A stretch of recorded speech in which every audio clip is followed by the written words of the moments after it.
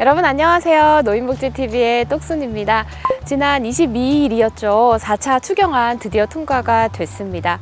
그런데요, 이번 재난지원금 진짜 말도 많고 탈도 많았어요. 그 문제 핵심은요, 받은 사람은 계속 받는 중복수급 문제랑 반면에 안 받는 사람은 계속 못 받는 그 사각지대, 이 두 가지가 가장 큰 문제였습니다. 그래서 오늘은요, 제가 듣고 봤던 참 다양한 케이스 가운데서 이만큼까지 받을 수 있구나, 혹은 이렇게 억울한 사례도 있겠구나 라는 그런 케이스들 정리해 봤습니다. 2차 긴급 재난지원금 관련 가장 좋은 케이스, 그리고 가장 억울한 케이스 함께 살펴볼게요. 노인복지TV 구독, 좋아요 부탁드립니다.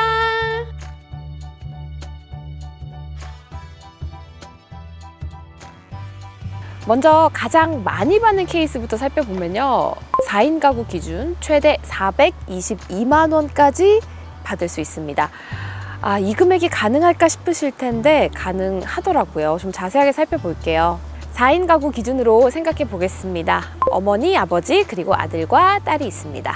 자, 먼저 아버지부터. 아버지는 만 60세이고요. 현재 PC방을 운영하고 있습니다. 코로나19 때문에 PC방 영업 중단됐죠. 집합 금지 시설이었습니다. 그래서 소상공인 세 희망 자금 200만 원 지원받습니다. 그 다음은 어머니예요. 어머니는 만 55세고요. 보험 설계사로 일을 하고 있습니다. 비록 1차 긴급 고용안정지원금은 몰라서 신청을 못했지만 그래도 2차 때는 소득 감소 요건 같은 걸 증빙할 수 있기 때문에 신청을 하기로 했고요. 따라서 150만 원 지원을 받습니다. 세 번째는요, 만 30세 아들이에요. 이 아들은요, 작년, 그러니까 2019년에 구직 지원 프로그램을 신청을 했지만 아직까지 취업을 하지 못한 상태입니다. 따라서 청년 특별 구직 지원금 50만 원 지원 대상에 해당이 됩니다. 게다가요, 만 30세이기 때문에 2만 원씩 통신비 지원도 받을 수 있죠.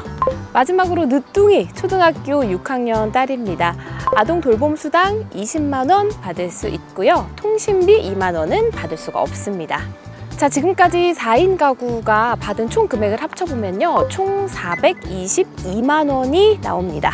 반면에요, 상황은 거의 비슷한데 받는 금액은 정말 현저하게 다른 케이스가 있습니다. 비교 가능성을 좀 두기 위해서 똑같이 4인 가구 기준, 그리고 아버지, 어머니, 아들, 딸 이렇게 가정을 하고 얘기를 시작해 볼게요. 우선 아버지 같은 경우에는 아까와 똑같이 만 60세입니다. 그런데 이번에는 PC방이 아니라 학교 안에 있는 매점을 운영하고 있어요. 이 경우에 학교가 운영을 안 했기 때문에 그 안에 있는 매점도 운영을 못 했습니다. 그러니까 실질적으로 보면 거의 집합 금지 업종이랑 똑같은 거예요. 그런데 표면적으로는 그냥 매점에 해당되기 때문에 200만 원이 아니라 100만 원만 받을 수 있습니다.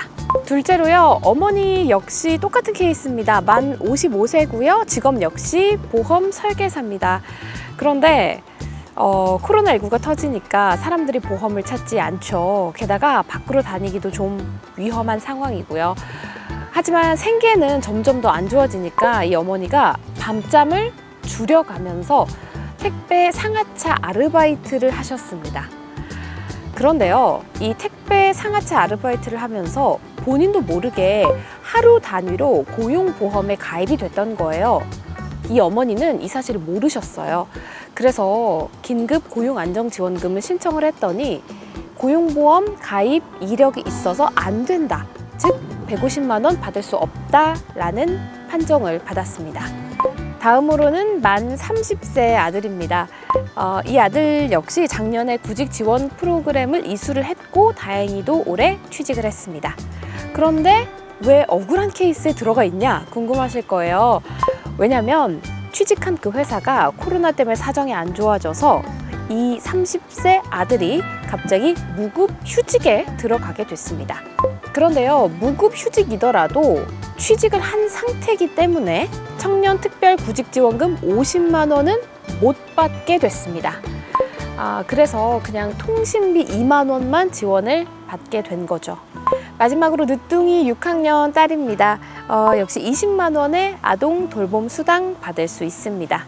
자, 이렇게 된 경우에 이 4인 가족 총 받을 수 있는 지원금 얼마일까요? 제가 계산을 해보니까 총 금액이 122만 원입니다. 여러분 어떠세요? 두 가정이 그 상황이 거의 비슷한데요. 한 가족은 422만 원, 그리고 또 다른 한 가족은 122만 원. 그러니까 무려 300만 원 차이가 납니다.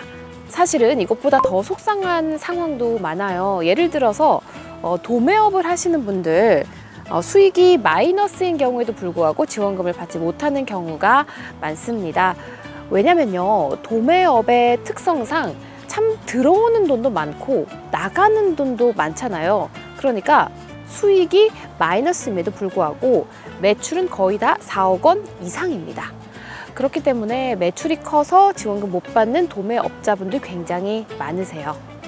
여러분, 오늘은요 2차 긴급 재난지원금 가장 많이 받는 케이스, 그리고 가장 억울한 케이스 알아봤는데요. 사실은 제가 말씀드린 것보다 다 개개인의 사정을 들어보면 정말 답답하고 한숨 나오는 상황들이 훨씬 더 많으실 거라고 생각을 합니다. 노인복지TV의 똑순이가 여러분들께 조금이나마 더 유용한 정보 전해드리기 위해서 노력하겠습니다. 오늘 영상 도움 되셨다면요, 구독과 좋아요 부탁드리고요. 다음 시간에 더 좋은 영상으로 찾아뵐게요. 고맙습니다.